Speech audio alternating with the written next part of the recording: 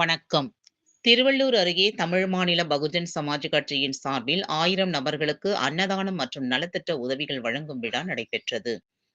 திருவள்ளூர் அடுத்த கடம்பத்தூர் அரசு பள்ளி அருகே ஜெய் பீம் சமத்துவ தலைவர் கே. ஆம்ஸ்ட்ராங் அவர்களின் அறிவுறுத்தலின்படி, தமிழ் மாநில பகுஜன் சமாஜ் கட்சியின் சார்பில் தொடர்ந்து பொதுமக்களுக்கு வாரந்தோறும் அன்னதானம் வழங்கப்பட்டுள்ள நிலையில், அதன் 100வது வாரம் வெற்றிகரமாக நிறைவு பெற்றதையொட்டி, தமிழ் மாநில பகுஜன் சமாஜ் கட்சியின் திருவள்ளூர் மேற்கு மாவட்ட செயலாளர் கடம்பத்தூர் கே. ஹரி தலைமையில் 1000 நபர்களுக்கு அன்னதானம் மற்றும் 500 நபர்களுக்கு புடவைகள், 300 பள்ளி மாணவ மாணவிகளுக்கு நோட்டு புத்தகங்கள் வழங்கும் நிகழ்ச்சி நடைபெற்றது.